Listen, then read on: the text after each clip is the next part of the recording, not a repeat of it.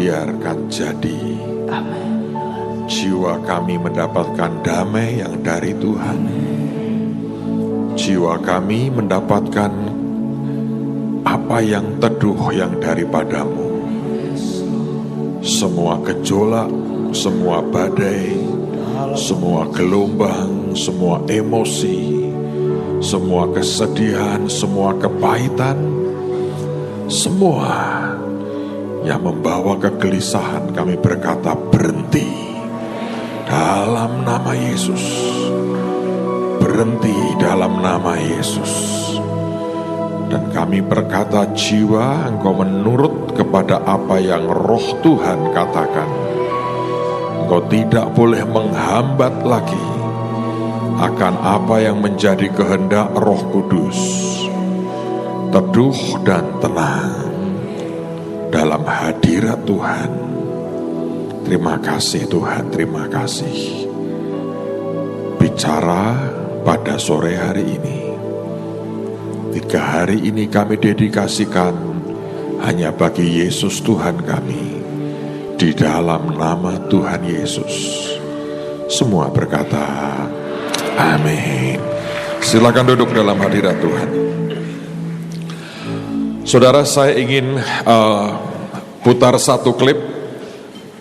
Anda mengerti bahwa awal tahun ini di banyak tempat di Indonesia terjadi berbagai bencana alam. Dan kalau kita melihat pada kondisi zaman, maka tidak bisa dipungkiri bahwa kita semua harus percaya kedatangan Tuhan yang kedua kali sudah sangat singkat.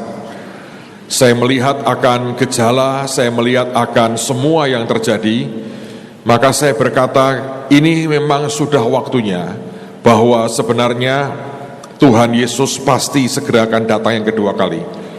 Saya baru ditanya oleh seorang hamba Tuhan yang menggembalakan gereja di Amerika.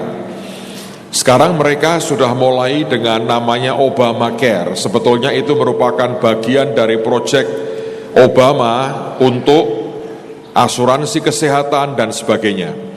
Sekarang orang-orang Kristen di sana jemaatnya mulai resah.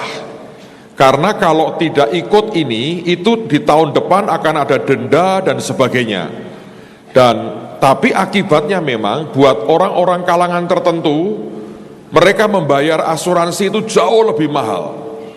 Dan sehingga banyak dibahas di Amerika ini ada hal yang aneh.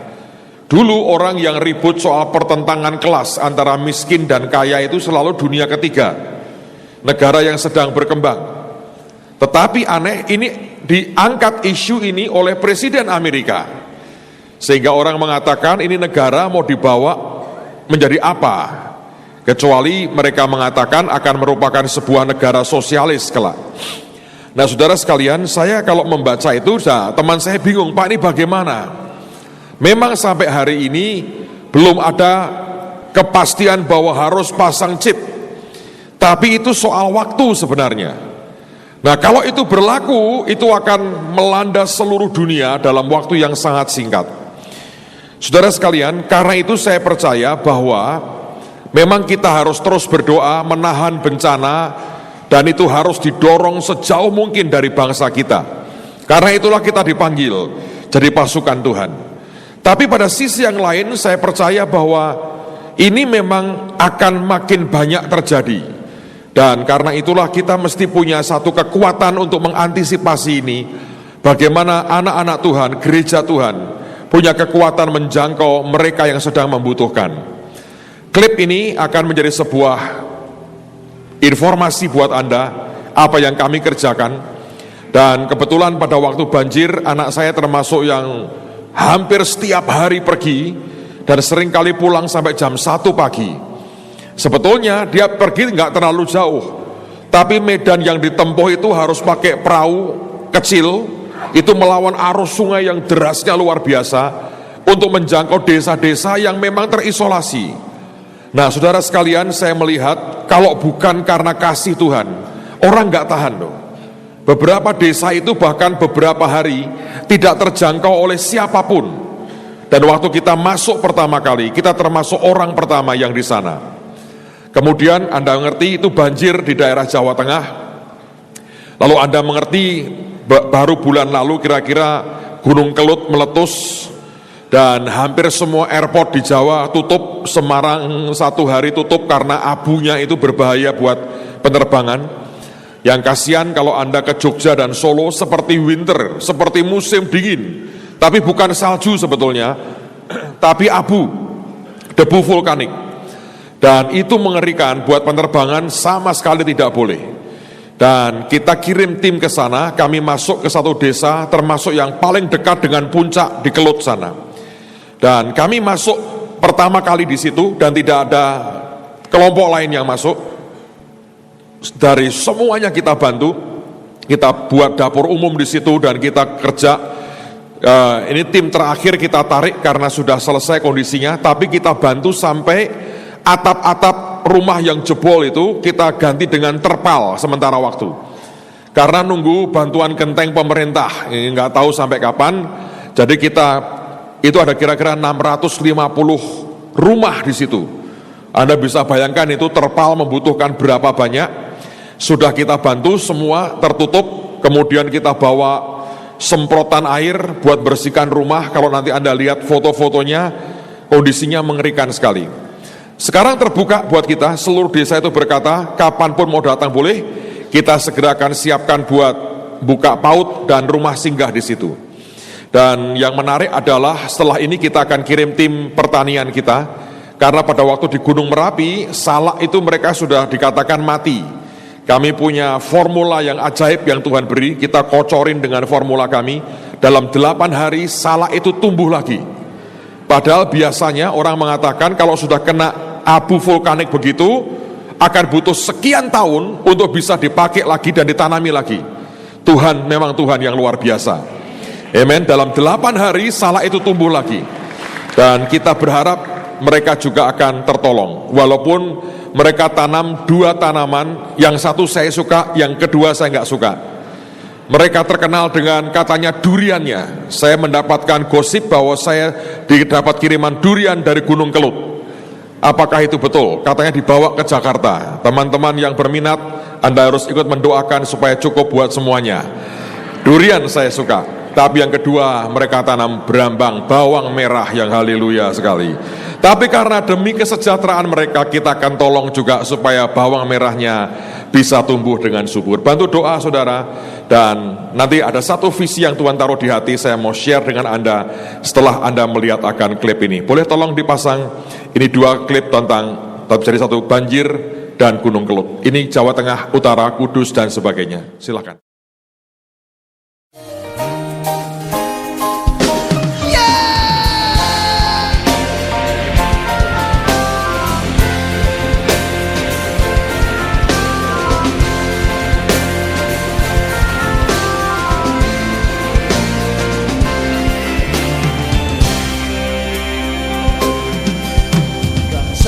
Berjalan dalam kegelapan, telah melihat terang yang besar yang kian dalam negeri kekelaman, atasnya terang bersinar.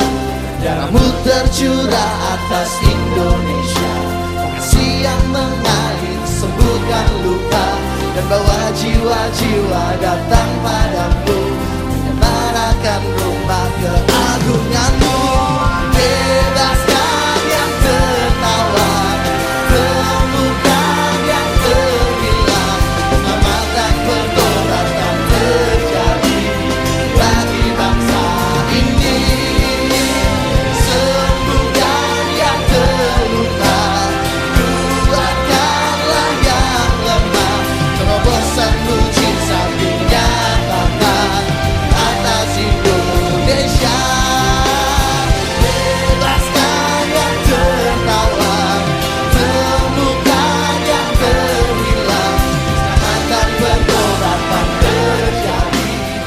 saya memohon pada warga untuk bersabar, tapi bantuannya tidak akan berhenti selama masih ada banjir dan masih terendam. Saya dari Daya Terang Bangsa akan siap selalu membantu makanan kapan saja. Terobosan mujizat dinyatakan atas Indonesia.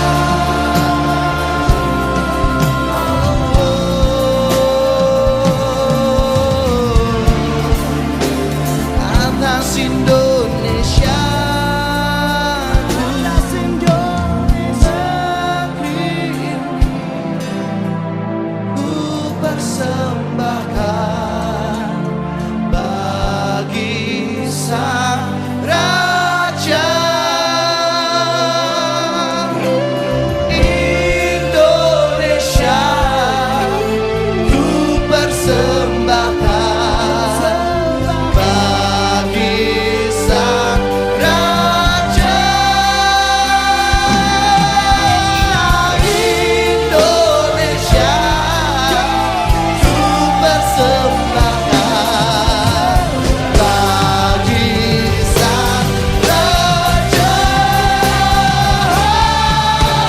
Bebaskan yang tertawan, temukan yang terhilang, keselamatan bertobat tak terjadi bagi bangsa ini.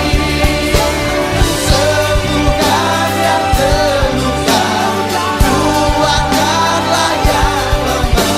Terobosan mujizat dinyatakan atas Indonesia. Terobosan mujizat dinyatakan atas Indonesia. Terobosan mujizat dinyatakan atas Indonesia.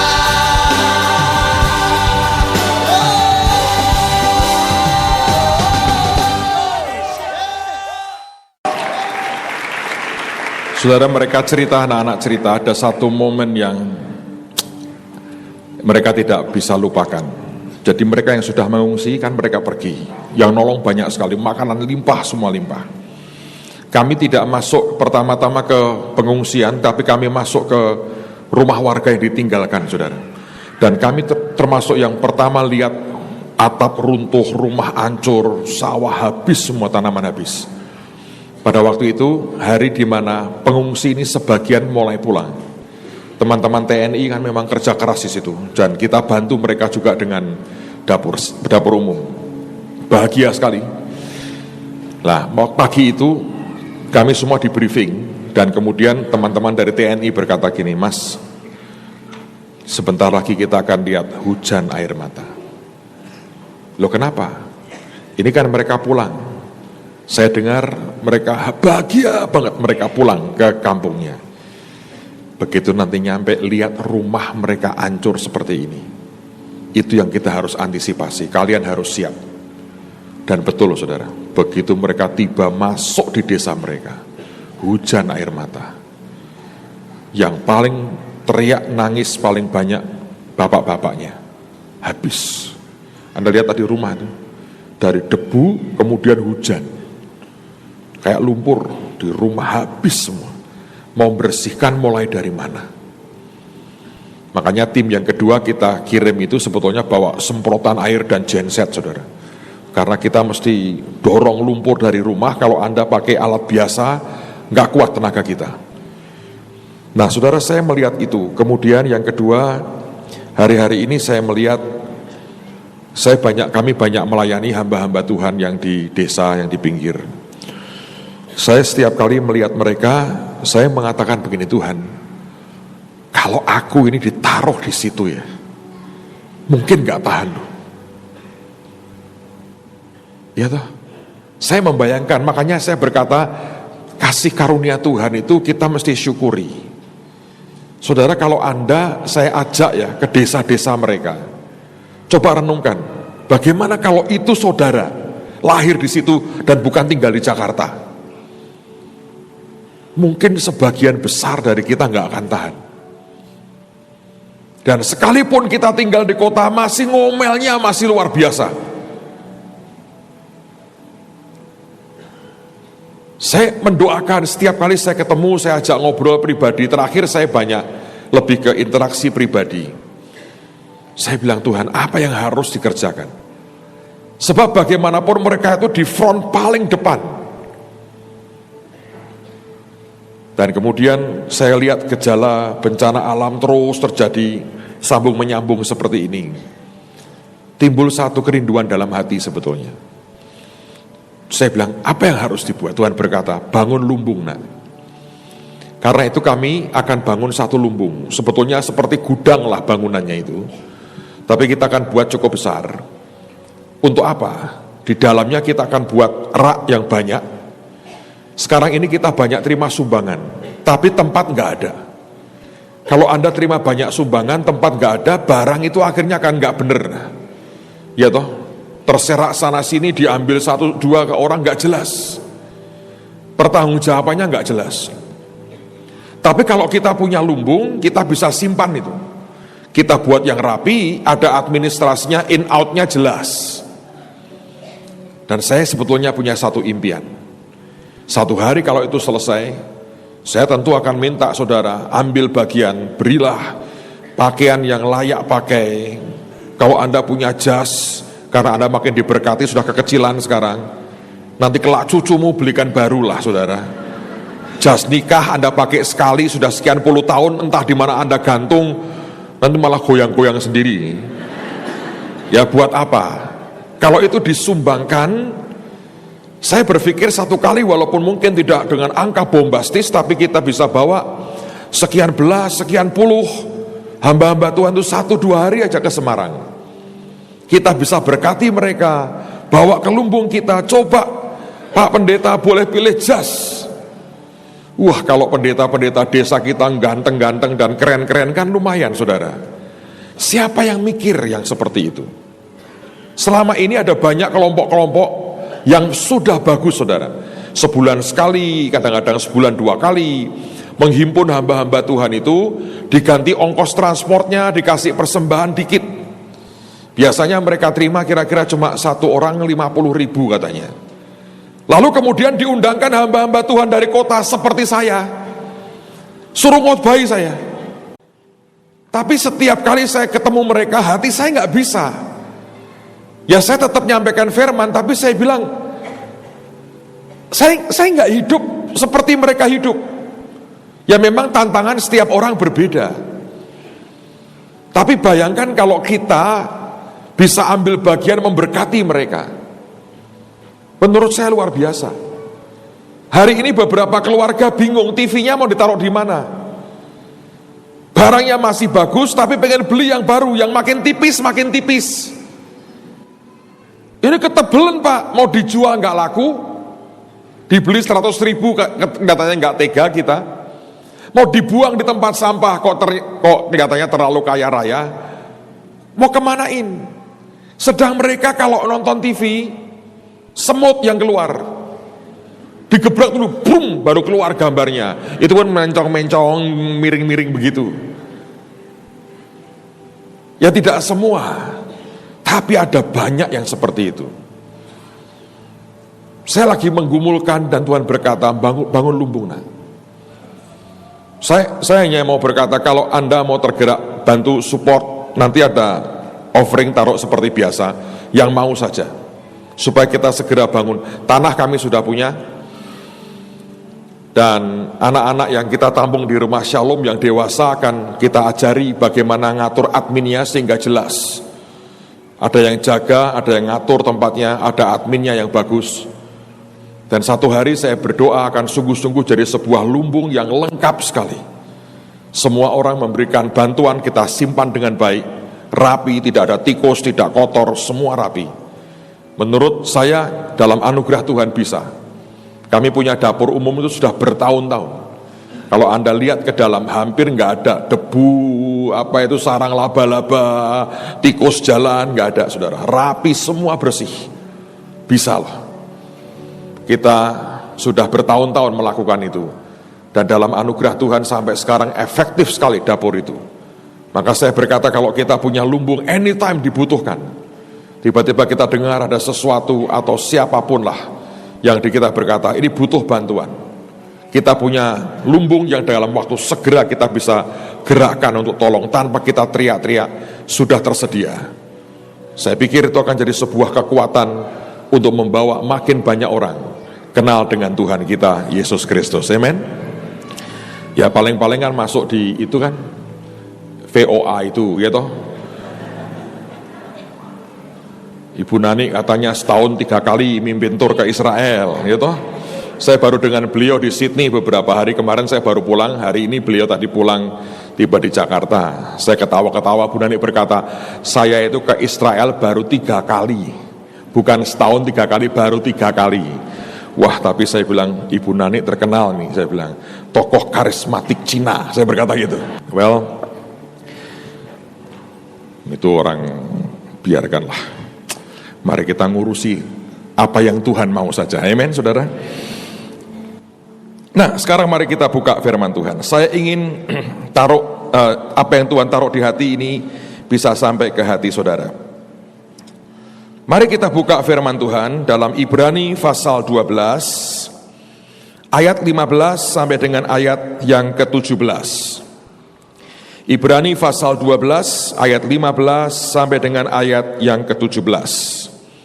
Ini merupakan tahun yang ajaib. Saya berdoa semua saudara akan menikmati yang the best, yang terbaik dari Tuhan kita. Amen. Ibrani pasal 12 mulai ayat yang ke-15. Jagalah supaya jangan ada seorang pun menjauhkan diri dari kasih karunia Allah, agar jangan tumbuh akar yang pahit, yang menimbulkan kerusuhan dan yang mencemarkan banyak orang. Janganlah ada orang yang menjadi cabul atau yang mempunyai nafsu yang rendah seperti Esau, yang menjual hak kesulungannya untuk sepiring makanan. Sebab kamu tahu bahwa kemudian ketika ia hendak menerima berkat itu, ia ditolak. Sebab ia tidak beroleh kesempatan untuk memperbaiki kesalahannya, sekalipun ia mencarinya dengan mencucurkan air mata. Di ayat 15 dikatakan jagalah supaya jangan ada seorang pun, bahasa Indonesianya, menjauhkan diri dari kasih karunia Allah. Sebetulnya terjemahannya adalah kata menjauhkan diri itu enggak tepat. Itu kan seperti kita yang sengaja menjauh. Tapi terjemahannya adalah fall short. Fall short itu seperti orang yang ketinggalan. 2-3 orang berjalan bersama-sama, ya. Lalu kemudian 1 orang, 2 orang tertinggal di belakang, sehingga tidak bisa mencapai atau menyentuh atau bersentuhan dengan kasih karunia Allah. Ini seperti orang ketinggalan, saudara.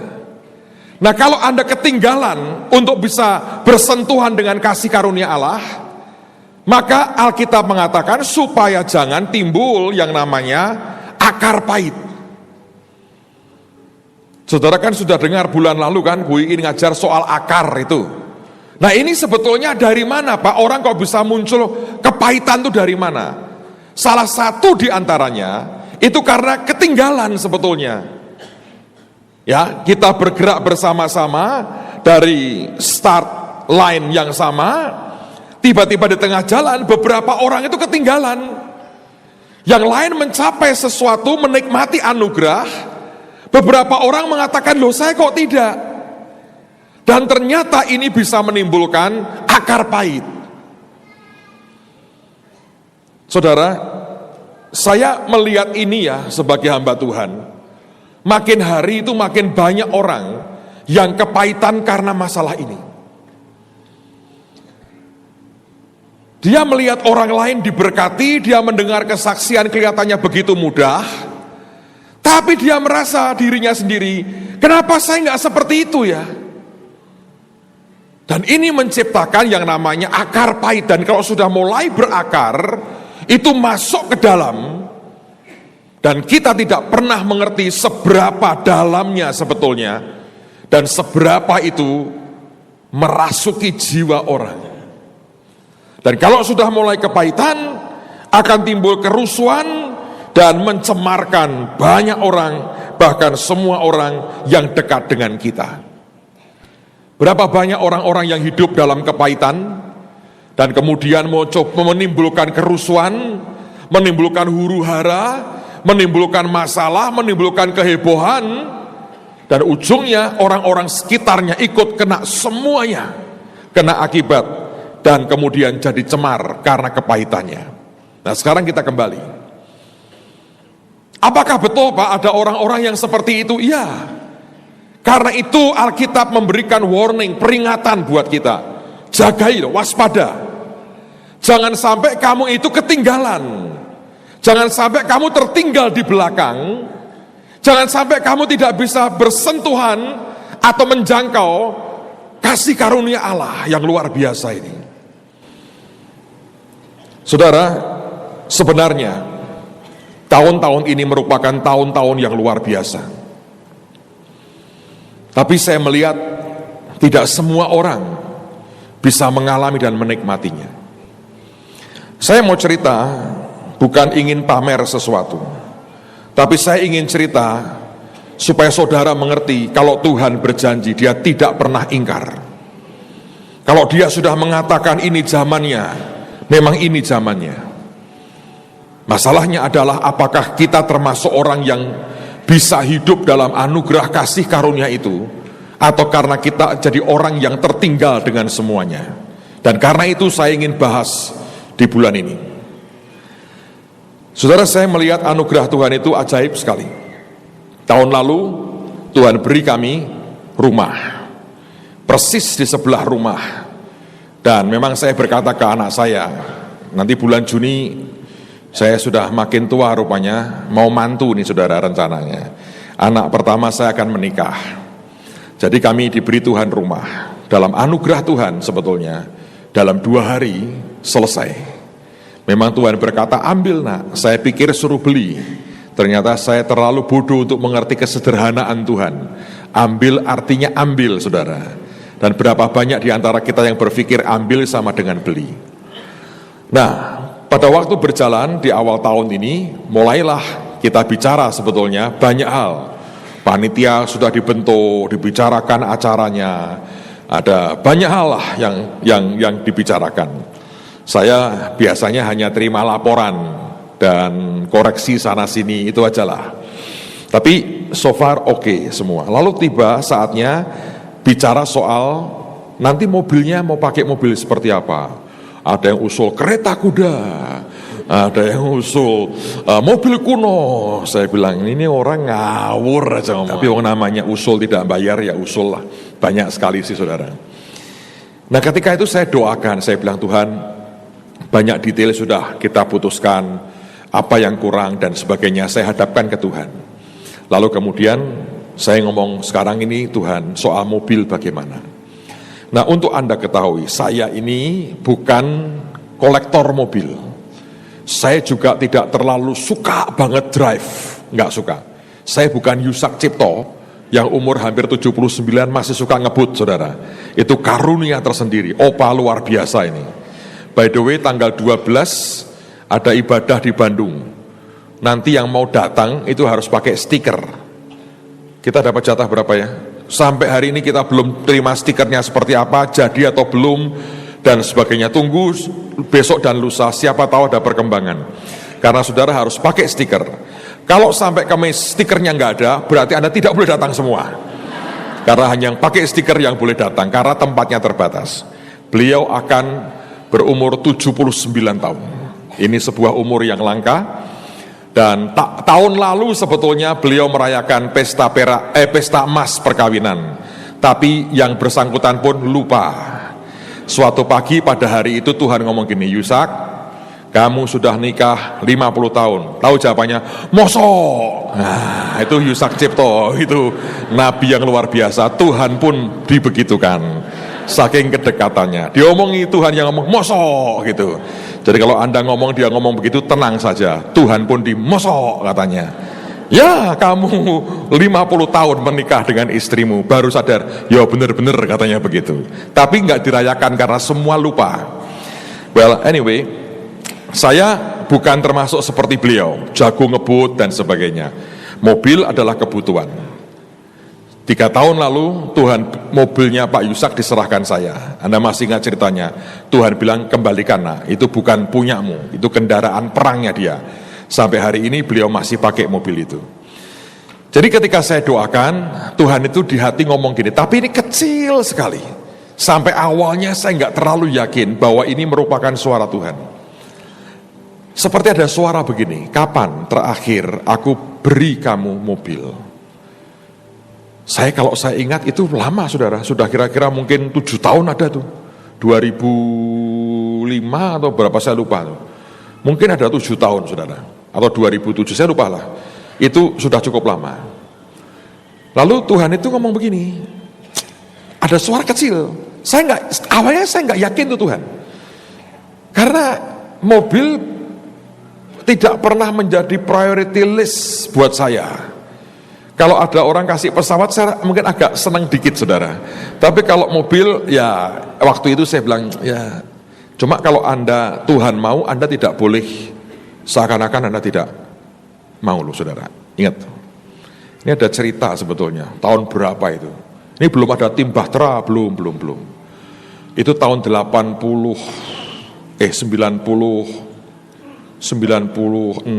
atau 98. Waktu itu Gedung Gracia diresmikan. Nah sebelum Gedung Gracia diresmikan, saya itu diberi orang mobil BMW, saudara. BMW itu singkatannya apa? Behold my word. Nah itu semua itu prophetic, saudara, harus. Saya dikasih orang seri 3. Nah lalu kemudian pada waktu itu Bu Iin juga beli mobil baru. Saya nggak terlalu kenal dengan dia waktu itu. Sekarang pun belum terlalu mengenali betul, saudara. Ya, karena masih sering salah paham saya dengan dia itu. Yang salah dia lebih banyak daripada itu. Saya paham tapi dia banyak salah. Saya banyak paham, dia banyak salah. Jadi salah paham. Makanya dia banyak salah karena saya banyak paham. Saya banyak memahami. Nah pada waktu itu yang khotbah dia sendiri loh, di Cirebon itu, di khotbah dia sendiri. Dia berkata dia diberi Tuhan penglihatan, ada 2 mobil BMW. Lalu kemudian beliau berkata begini, Tuhan buat apa aku naik BMW? Yang satu Tuhan, dia ngerti diberikan ke saya, yang satu diberikan ke dia. Dia ngomong gini, Tuhan buat apa mobil BMW? Aku pelayanan kan di tempat penampungan sampah di kampung-kampung, nggak cocok Tuhan. Terus ganti kijang, saudara. Dan beliau setia sampai dengan hari ini. Tapi sebelumnya setelah itu ada peristiwa setelah Bahtera itu Tuhan beri saya Jaguar. Itu juga profetik. Jangan ganggu anak raja.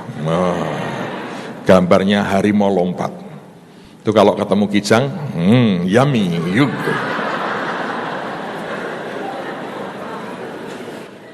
Jangan dilaporkan. Pasti ada yang lapor nih, biasa.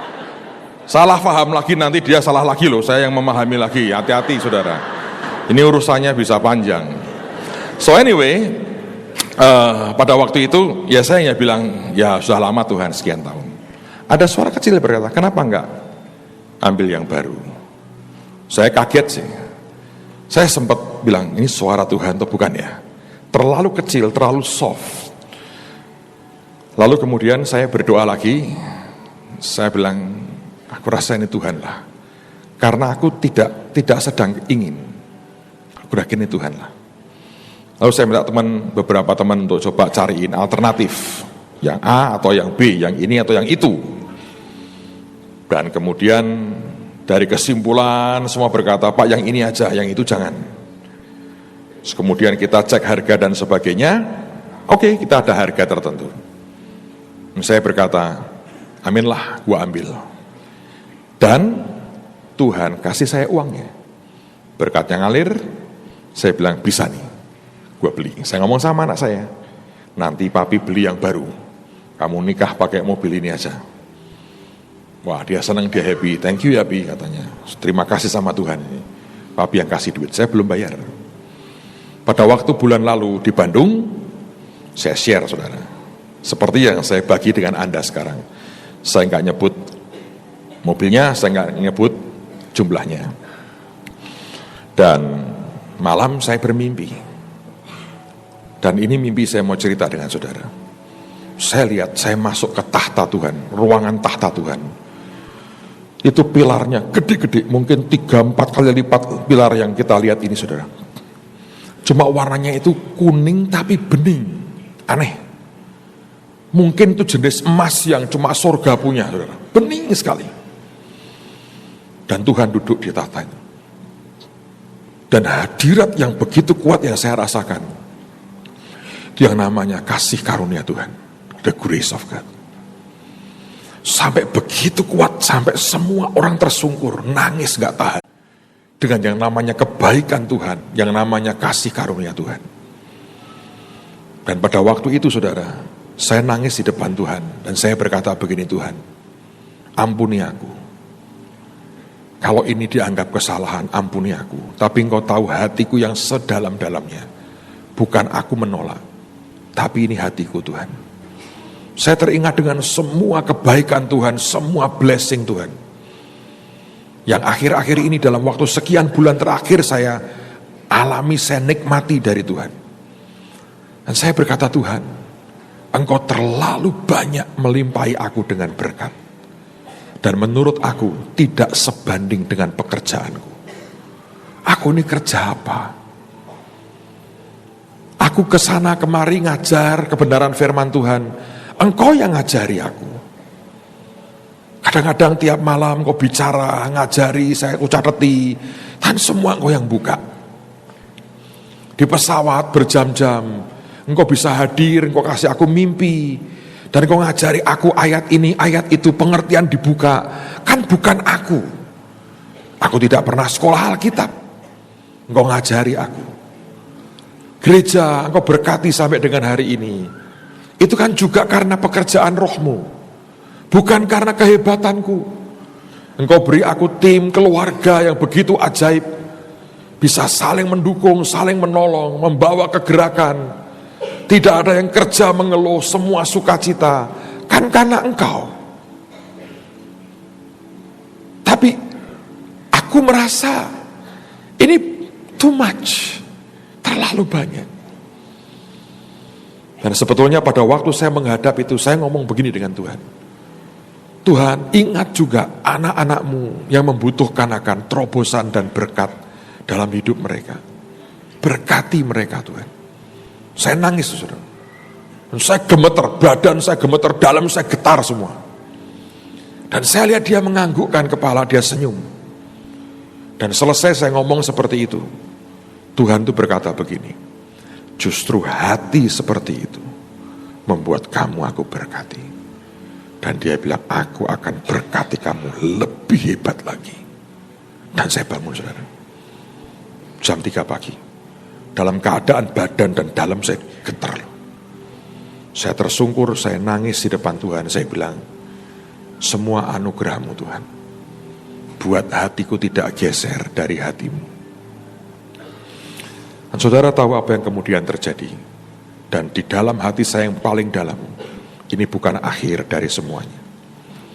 Seorang saudara kontak saya. Dan kalimat yang pertama saya masih ingat. Mereka berkata begini, Pak, maafkan saya, maafkan kami, kalau kami ini terlalu lancang.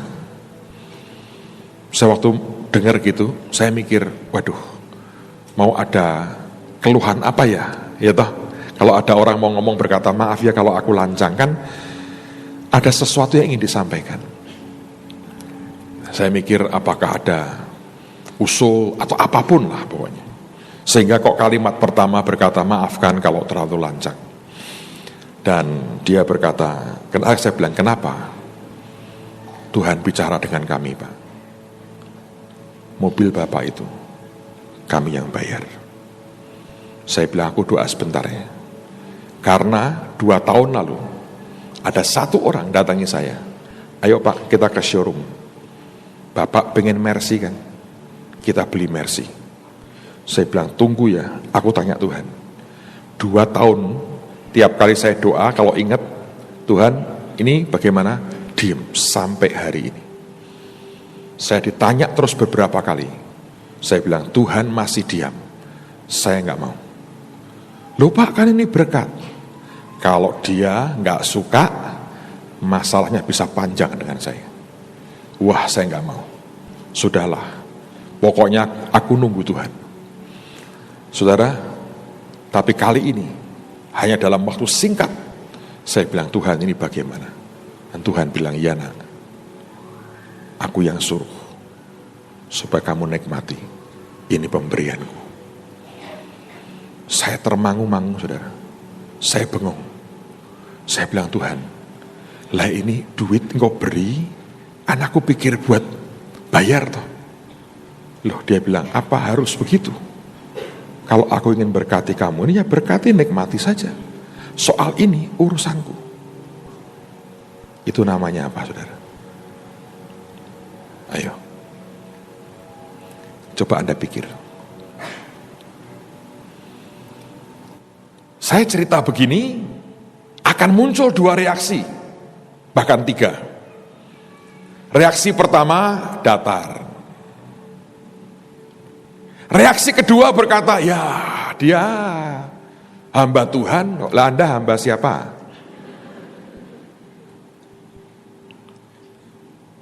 Atau kemudian disambung lagi, makanya lihat Tuhan kan gak adil. Yang punya duit malah dikasih mobil, yang gak punya malah gak ada apa-apa. Bisa begitu gak? Bisa. Dan itu yang Alkitab berkata, kamu mesti waspada, jangan sampai kamu tertinggal loh, dalam urusan kasih karunia Tuhan yang maha baik ini. Karena kalau reaksimu salah, itu bisa muncul akar kepahitan. Dan ini terjadi. Menurut saya ada orang-orang yang sudah tanpa dia sadari ada akar kepahitan di dalamnya, sehingga tiap kali mendengar ini reaksinya malah marah. Saya beri contoh, saudara. Ada orang minta tolong supaya saudaranya dibantu beasiswa di sekolah kami. Dia beri kami nama, terus ditanya, Pak, bisakah beri nama lebih lengkap? Kelas berapa, alamatnya di mana, dan sebagainya. Kita minta data lengkap. Hanya dijawab itu, kita nggak berkata, enggak, kita nggak mau bantu, enggak. Dia hanya memberikan nama, kita balas, kita berkata, tolong beri nama yang lengkap. Kita butuh beberapa data lengkap. Marah. Kenapa dipersulit? Bantu satu orang kok nggak bisa? Katanya bantu anak miskin. Ya selesai kalau sudah begitu, saudara. Sebab buat yang bersangkutan kelihatannya satu orang. Buat kami itu ribuan nama yang harus diurus beasiswanya. Anda bisa, kenapa bisa begitu, Pak? Akar pahit. Orang saya cerita seperti ini saja, ada orang sudah kepahitan. Minta tolong dibantu sesuatu, yang dimintain bantuan berkata, kok saya nggak tergerak, marah. Memang Tuhan tidak adil. Anaknya Pak Agung mau nikah aja diberkati kayak gitu, anak saya tidak. Itu apa sebetulnya? Kepahitan toh? Justru saya mau berkata buat saudara, hari-hari ini saya mau berkata, saya tidak mengatakan Anda tidak rohani atau Anda kurang apa, tidak. Ini sebuah warning, ini sebuah peringatan. Jangan sampai timbul akar pahit. Semakin Anda melihat, mendengar orang diberkati, Anda makin berkata gini, ya itu kan dia, kita kan siapa? Dan itulah masalahnya. Hari ini, dengan cepat saya mau bahas tentang satu orang yang bernama Musa. Besok saya akan lanjutkan lagi. Tapi saya ingin membuat saudara menyadari hari ini bahwa sebenarnya kalau kita mengacu kepada Alkitab, saya berani berkata, tidak ada dan belum ada satu orang pun di dunia ini yang sudah bisa menikmati semua yang Tuhan sebetulnya sediakan buat kita. Anda bertanya dari mana Pak kok tahu? Sederhana. Anda tahu perumpamaan tentang anak yang hilang? Bapak pernah berkata kepada yang sulung, all I have is yours. Semua yang aku punya itu milikmu. Sekarang saya mau tanya, siapa yang berani berkata Anda sudah menikmati semua yang Bapak punya? Angkat tangan. Saya mau tanya saudara. Enggak toh? Belum kan? Sebutin satu nama saja yang sudah menggenapi di dunia yang Anda kenal. Ketika Bapak berkata, all I have is yours. Itu sebuah statement, pernyataan yang kuat dan luar biasa dahsyatnya. Tapi sebegitu dahsyat, sampai orang Kristen sebetulnya nggak percaya. Tidak ada orang mempermasalahkan itu loh. Kita berulang-ulang membaca pernyataan Bapak yang mengatakan, semua yang aku punya, kamu punya. Tidak ada satupun yang mempertanyakan, kenapa sampai hari ini tidak menjadi sebuah realita. Kita juga tahu Tuhan tidak suka hanya basa-basi, memberikan akan angin surga belaka yang hanya membuai Anda sesaat, dan ujungnya tidak tergenapi apa yang Dia janjikan. Kita punya Yesus yang apapun yang Dia katakan dan janjikan, ya dan amin. Di mana masalahnya? Di kita, saudara. Saya harap Anda masih ingat sebuah peristiwa yang mungkin sudah saya ceritakan bulan lalu. Saya diundang khotbah di Surabaya, dan hari itu di rumah itu untuk pertama kali dipakai untuk kebaktian. Wah, kami exciting sekali, luar biasa. Lalu kemudian saya dijemput di hotel. Nah, bapak dan ibu yang punya rumah itu berkata, Pak, ini sudah siap semua. Kira-kira saya ngundang 150, yang datang 200-an sampai di luar-luar, saudara. Dan beliau berkata, kami akan lostrum, Pak, supaya AC-nya dingin. Wah, terima kasih, saya bilang. Kalau sambil berkeringat itu berat, saudara. Lalu kemudian menjelang sampai di rumah, saya diberitahu, waduh Pak, PLN-nya belum datang. Gak lama kemudian datang petugas PLN, 2, dapat surat tugas, rumah jalan ini nomor sekian harus di lostrum. Setelah beberapa saat, saya diberitahu, maaf ya Pak, tidak bisa lostrum. Saya minta daya sampai sekian ribu untuk semua AC. Hanya mampu diberi sekian, Pak. Kenapa? Apa PLN kekurangan daya di Jawa Timur? Tidak, Pak.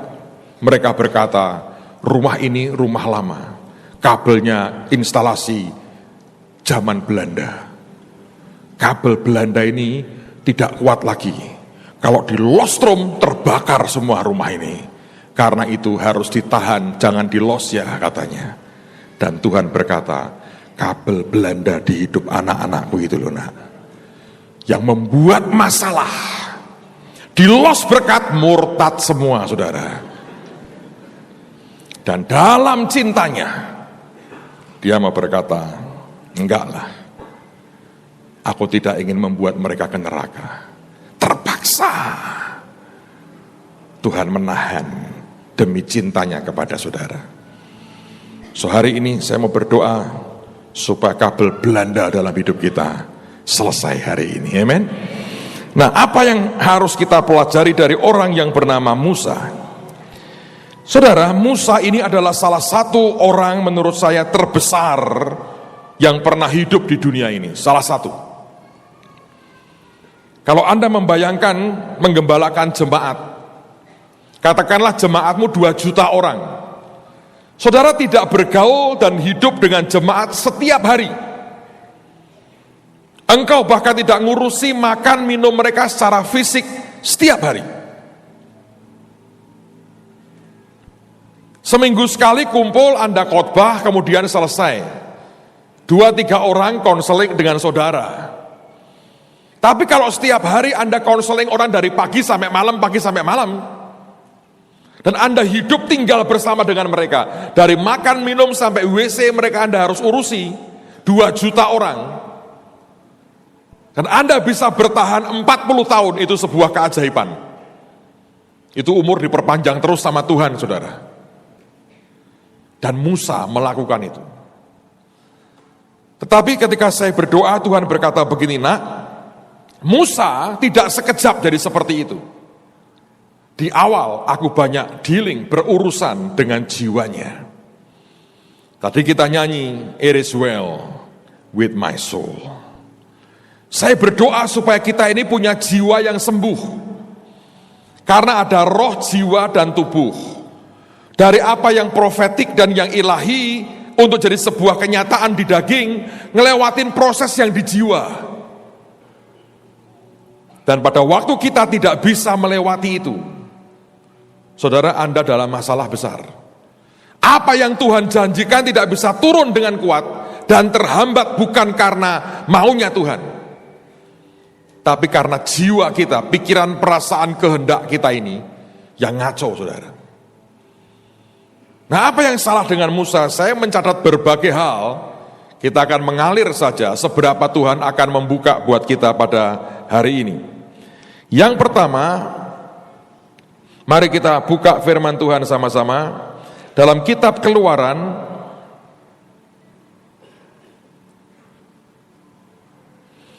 ayat yang ke-11 dan ayat yang ke-12.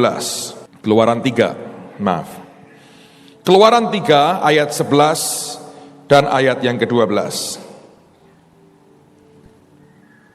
Alkitab berkata, tetapi Musa berkata kepada Allah, siapakah aku ini, maka aku yang akan menghadap Firaun dan membawa orang Israel keluar dari Mesir. Ingat, Tuhan berkata, Musa, engkau menghadap Firaun. Dia berkata, siapa aku ini? Maka aku yang akan menghadap Firaun dan membawa orang Israel keluar dari Mesir. Ini apa sebetulnya? Dia menilai rendah dirinya sendiri dibanding dengan Firaun. Lalu firman-Nya, bukankah aku akan menyertai engkau?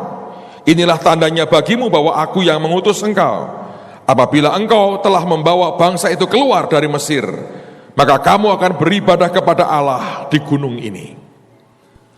Saudara, Musa mendengar sebuah assignment, penugasan Tuhan yang berkata, engkau menghadap Firaun. Dia berkata begini, siapa aku ini dibanding Firaun? Dengan kata lain dia berkata, aku tidak layak dong bicara dengan dia, dia terlalu tinggi. Coba kalau hari ini Anda mendengar ada orang bersaksi seperti yang saya saksikan tadi, bagaimana Tuhan memberkati, orang akan berkata, ya saya kan bukan pendeta. Kalau saya ngomong dengan hamba-hamba Tuhan desa, ya saya bukan hamba Tuhan kota. Saudara, saya ini dulu penggemar, pengagumnya Pak Yusak sebelum jadi anaknya. Sekarang pun saya masih mengagumi dia. Makin kenal, makin ngerti pergumulannya, makin ngerti yang dihadapi, saya makin kagum. Tapi ini sebuah attitude yang salah tadinya. Kalau saya mendengar dia bersaksi, Tuhan bicara dengan dia. Dia omongin, Yusak, ini kamu ulang tahun pernikahan emas. Mosok. Saya bilang, wah ajaib ya, bisa dekat dengan Tuhan. Dia cerita bagaimana dulu rumah sudah habis kontrakannya. Dia harus naik Vespa, cari rumah hari Minggu, kanan kiri. Akhirnya dapat rumah. Saya melihat itu, saya berkata luar biasa. Orang-orang sebagian mengatakan, itu bohong. Saya nggak berkata bohong. Saya percaya dan memang itu hidupnya. Dan saya berkata, Tuhan ini luar biasa. Tapi ada attitude yang salah. Saya berkata apa? Oh itu kan Pak Yusak. Saya kan bukan. Ya memang bukan. Tapi kalau begitu saya mengatakan, oh itu Pak Yusak, itu Nabi. Maka semua pengalaman rohani jalan dengan Tuhan yang beliau miliki tidak akan sampai kapanpun jadi bagian saya. Saudara, ini yang sebetulnya termasuk salah satu yang menghambat sangat banyak apa yang Tuhan mau kerjakan dalam hidupmu. Dia sudah bicara begitu banyak dan berkata, kerjakan ini nak. Engkau berkata, siapa aku ini Tuhan? Nggak mungkin. Aku nggak bisa. Aku nggak levelnya. Dan itu mentalitas seperti itu. yang membuat banyak hal yang sebetulnya akan Tuhan berikan dalam hidupmu terhambat oleh dirimu sendiri. Sebagai hamba Tuhan, saya membaca kendaraan mobil adalah kendaraan perang saya. Seberapa Tuhan akan beri, terserah Tuhan. Tapi kalau saudara diberi tanggung jawab tidak pernah Anda kerjakan, maka jatahmu juga akan turun dan engkau tidak terima sebagaimana seharusnya. Saudara, jangan berpikir bahwa kalau dalam kita goyah, rasa percaya diri dan ke Tuhan terutama goyah, jangan Anda pikir itu tidak bermasalah loh. Saya dengar sebuah cerita kesaksian yang ajaib sekali dari seorang hamba Tuhan, seorang ibu. Beliau dari Jawa Tengah, satu hari dia khotbah di Jakarta. Lagi khotbah saudara, Anda boleh coba tuh kalau mau. Anda khotbah atau ngajar dimanapun, kalau ada orang sambil cekikian lihat ke saudara, Anda kan senewan sendiri. Ya toh? Lah ini ibu seperti itu, dia lagi khotbah, dua orang ibu di depan, bisik-bisik cekikian sambil ngeliatin dia. Dan dia mulai goyah, dia mulai perhatikan, apa kancing bajuku meleset satu, apa ini kebuka, apa-apa yang gak matching ya, apa rambutku ada burung bersarang di atasnya, sekarang kan makin gede begitu. Lalu apa ada yang salah, apa anting-antingku cuma satu. Ini dua orang ibu cekikian, dia itu gelisah. Dan itu mengacaukan khotbahnya. Lupa kok urapan sampai kalah. Karena jiwa itu ikut main saudara. Kalau Anda pikir, oh jiwa gak terlibat dong Pak, full urapan. Oh iya, coba aja. Sudah khotbah berapi-api, dua orang ibu cekikian. Dan sekian menit dia begitu gelisah, mau berhenti ngaca sebentar kan gak bisa. Kalau sekarang lumayan ada kamera, kalau ada yang salah saya begini, apa yang salah ya aku ya, tolong kamera sorot. Oke kok kelihatannya, kan begitu, dulu kan gak ada. Dan hamba Tuhan ini cerita dengan saya, tahu nggak? Hampir saya damprat itu, hampir saya tegur, ganggu saya. Tapi dia bilang, aku masih waras. Dan aku ngitung kalau aku marah di mimbar, semua terganggu, aku akan makin kacau. Dan mungkin dua orang ibu ini murtad langsung ke neraka. Sakit hati dengan pendeta. Aku tahan, tapi ku percepat khotbahku. Karena aku gak tahan, apa yang salah? Begitu selesai dia langsung ke kamar mandi ngaca, gak ada yang salah. Kurang ajar itu orang. Selesai dia keluar lagi, dua orang ibu datangi dia. Dia ngomong gini, mau konseling nih, gua habisin ini. Saya mau berkata, Tuhan berkata kamu tidak hormat firman Tuhan, cekikian. Tapi dia bilang, Tuhan tolong saya loh, sebelum saya berbuat dosa yang tidak penting. Dia bilang sejujurnya dengan dia hanya begitu-begitu aja cekikian, saya kacau semua khotbah saya. Saya gak bisa konsentrasi. Semua hal yang saya mau bagikan hilang semua. Saya hanya ribut dengan urusan kancing, rambut, bulu mata yang mungkin lepas. Kelengkapannya kan banyak. Dan ketika orang itu datang, dia berkata ke saya, Ibu terima kasih ya buat berkatnya. Saya ngomel di hati, berkat-berkat apa? Lu ngaco khotbah saya. Terus saya coba tetap sabar. Kenapa? Ibu tahu sepanjang khotbah ibu tadi nemplak kami berdua. Cekikian bu, maaf bu, kami bertobat, kok bisa pas semua. Sayang kok pendek ya ibu khotbahnya, ya gara-gara lu.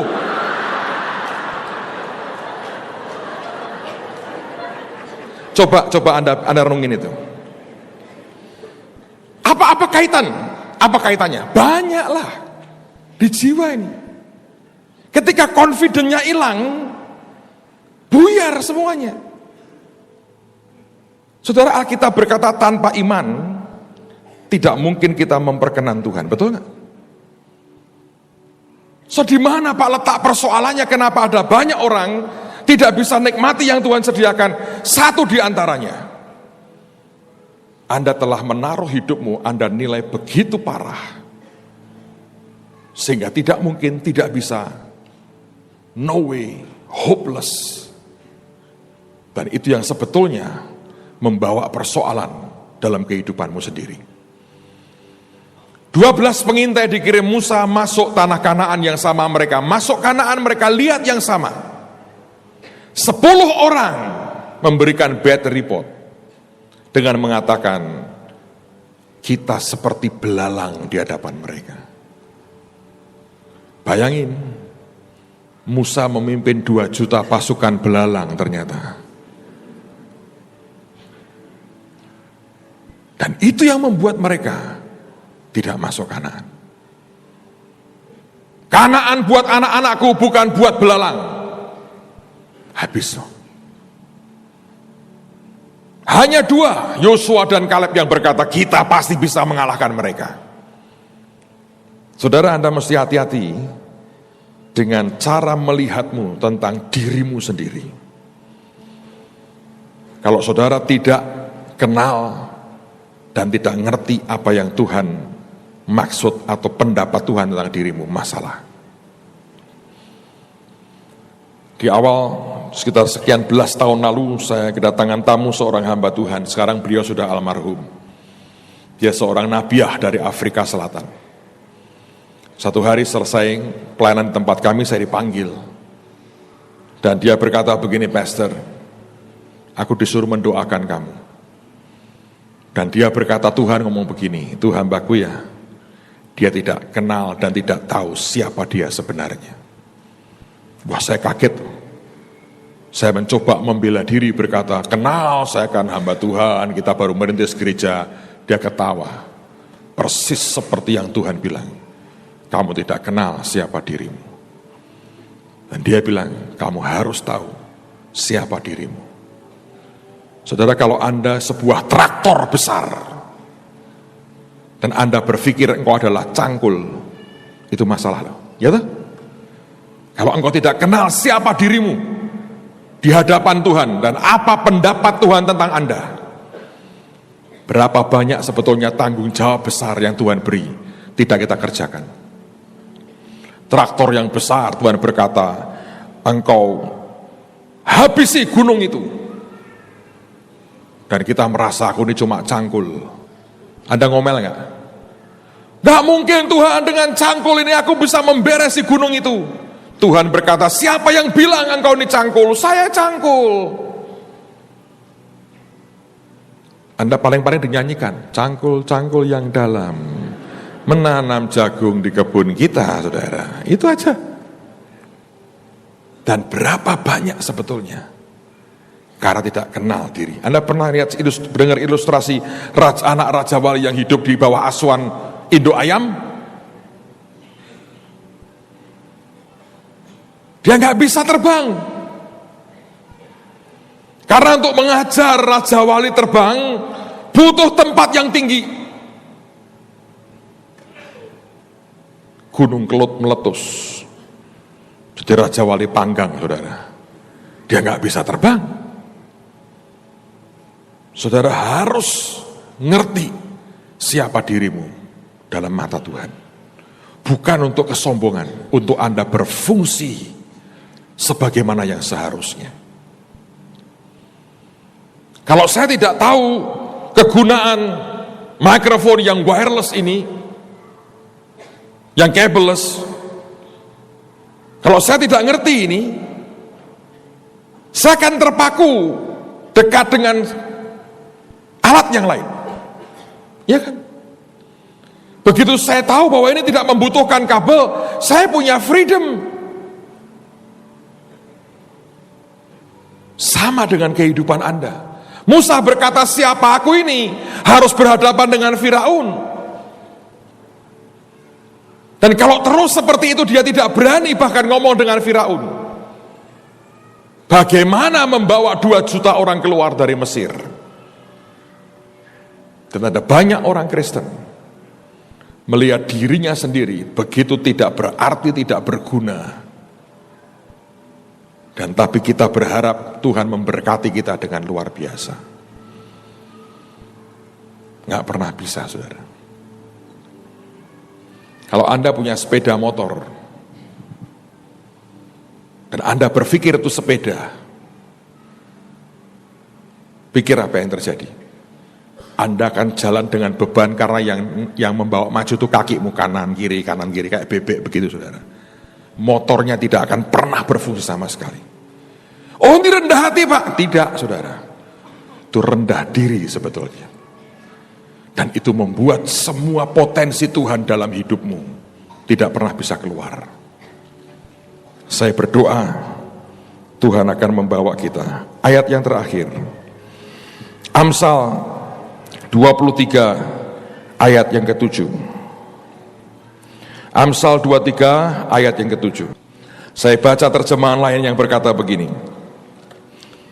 For as he calculates in his soul, sebagaimana dia mengkalkulasi, menghitung di dalam jiwanya, so is he, demikianlah dia. Kata calculates artinya to open the gate. Kata menghitung artinya membuka akan gerbang. Pertanyaannya adalah gerbang seperti apa yang akan Anda buka? Kalau engkau berkata enggak mungkin Pak, tertutup semua.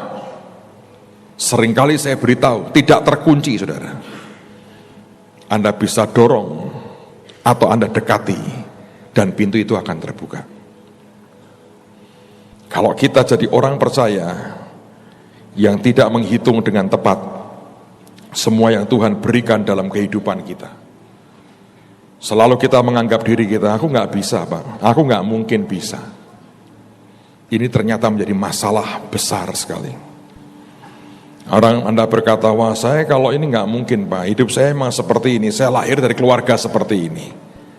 Selesai. Hamba yang terima talenta cuma satu, bukankah dia ngomel berkata, aku tahu engkau Tuhan yang kejam, karena itu aku sembunyikan. Dia tidak menghargai bahwa talenta walaupun satu itu bisa dilipat gandakan dan sebetulnya jumlahnya besar sekali.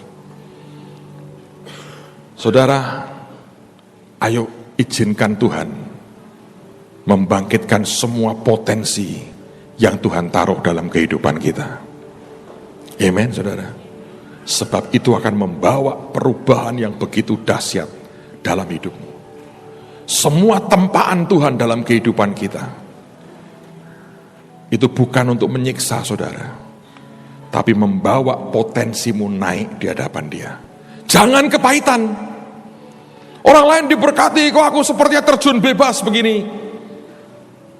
Saya mau tutup dengan sebuah story. Ini ditulis oleh orang yang mengamati burung Raja Wali. Kalau Anda baca di Alkitab seperti induk Raja Wali yang itu ya, Anda harus lihat di Amplified Bible. Bahwa ternyata itu ada digunakan kata betina dan jantan. Nah ini menurut cerita orang seperti ini saudara. Raja Wali betina itu seringkali didekati oleh Raja Wali jantan. Dan Raja Wali jantan kalau jatuh cinta dengan yang betina, dia akan tebar pesona. Dia akan muter terbang, meliuk-liuk di sekitar Raja Wali betina. Dia pikirnya gini, biar dia ngerti siapa gua. Seperti pesawat tempur yang hebat itu. Terbang dengan manuver-manuver hebatnya. Tapi Raja Wali betina itu cuma ngeliat, karena dia juga bisa seperti itu. Ya kan, pamer percuma, gua juga bisa sebetulnya. Apa hebatnya, wong sama-sama Raja Wali. Saudara, tapi kalau nanti yang betina itu sudah mulai berkata, ini enggak terlalu jelek lah, lumayan ini. Wajahnya mirip bintang film sinetron, oke katanya ya. Dia mulai oke juga, maka akan menghadapi sebuah tes. Si betina itu akan mengambil ranting atau dahan kering dan dia cengkram dengan kakinya, kemudian dia terbang. Si jantan kan ngejar, dengan manuver-manuvernya. Di sebuah ketinggian, saudara, itu ranting itu atau dahan yang kering dilepas, jatuh. Nah, tergantung. Kalau ini Raja Wali jantan berkata, ranting, dia terus tebar pesona, cintanya ditolak, saudara. Tapi kalau dia dilepas dan dia kejar itu ranting dan dia sambar dengan cepat, terus dikembalikan ke sarangnya betina, maka lulus tahap pertama. Dicengkeram lagi, batang kering itu dibawa terbang lebih tinggi lagi, dilepas lagi. Dilihat, kalau yang jantan berkata gini, sombong banget, gua disuruh kayak jongosnya ngambilin kayak begini, ogah, cinta ditolak. Tapi kalau kedua juga disambar lagi dengan cepat, dikembalikan ke sarangnya, lulus gelombang kedua. Dan itu berlangsung beberapa kali. Dan setelah beberapa kali selalu dia akan turun menyambar batang kering itu, maka cintanya diterima. Resmilah mereka menghadap ke Pak Rudi, minta diberkati oleh Pak Pendeta. Nah, untuk apa tes seperti itu? Ternyata nanti waktu mereka punya anak, Raja Wali kalau membuat sarang itu ajaib sebelum bertelur. Yang pertama diambillah ranting yang berduri, kemudian ditumpuk ranting yang tidak berduri, kemudian ditumpuk dengan jerami atau rumput kering. Yang terakhir dia kebaskan bulunya, rontokan bulunya yang halus, nutupi permukaannya. Dia taruh, dia bertelur di situ. Setelah menetas, dia beri makan. Di umur tertentu, induknya yang betina akan mengebaskan sayapnya, dan semua bulu halus yang empuk itu akan hilang. Tinggallah anak Raja Wali dengan jerami atau rumput kering yang membuat gatal. Dia berkata, mamiku sudah gak beres ini. Tempat enak dibongkar. Dikasih makan daging segar. Raja Wali tidak bermakan bangkai, saudara. Kalau Anda Raja Wali, hobimu dengar gosip, ngomongin orang, Anda Raja Wali yang hampir mati. Karena sudah nggak bisa terbang lagi, tidak lagi punya pesona dengan sayap Anda makan bangkai tikus, bangkai anjing, dan itu Raja Wali sudah dying. Anak diberi makan daging segar oleh orang tuanya. Setelah makin gede, betinanya mulai lagi beraksi, dikebaskan lagi rumput dan jerami yang kering, dan tinggal ranting-ranting yang menusuk dan nggak enak, nggak nyaman sama sekali. Anaknya berkata, mamah kepahitan ini karena aku dibegitukan. Kasih makan lagi, kemudian dikebaskan lagi, tinggal sisa ranting yang berduri, dan itu nyakiti anak Raja Wali. Biasanya anak Raja Wali tetap bertahan dengan duri-duri di sekitarnya. Kalau Anda sudah terbiasa hidup dengan duri, hati-hati, Anda anggap itu kebenaran, seumur hidup Anda hidup dengan duri. Oh, itu mawar, Pak, mawarnya bagus, durinya jangan mau, saudara. Lalu kemudian yang terakhir, karena tidak mau pergi juga, duri-duri ini ditendang oleh induk yang betina. Dan anak berkata, Mama sudah tidak waras lagi. Aku tidur di mana? Ternyata gantian anak Raja Wali yang ditendang dari sarangnya. Dan dia akan meluncur dengan jauh. Dan disitulah Raja Wali jantan mulai beraksi. Ketika ditendang, si anak teriak, Mami! Tiba-tiba disambar sama yang jantan. Pum! Papi, katanya. Dan dia bawa naik lagi, terbang di atas, ditaruh di sarangnya. Besok pagi itu peristiwa terulang lagi. Terulang berkali-kali. Saudara tahu sampai apa? Satu hari ketika dia teriak dengan kepahitan, Mami! Dia ketakut. Dalam posisi sebah begitu, tidak tahu apa yang harus dia buat. Refleks tiba-tiba dia mau begini. Dia bentangkan sayapnya. Si induk yang jantan mengiringinya. Dan ketika dia bentangkan sayapnya, dia naik. Dan si ayah akan menganggukkan kepalanya, diajar mulai terbang. Dan anak ini akan terbang. Nangkep, saudara? Anda seringkali menghadapi sarangmu dibongkar. Pak, saya kok tambah turun, sarangmu dibongkar. Pak, sekarang saya baru level gatel, belum berduri, tenang saja. Nanti juga belum terjun bebas, tapi ada Bapak di sorga. Saya seringkali berkata pada Bu Iin, kita punya Tuhan itu pria loh. Pria, Bapak itu pria, ya toh?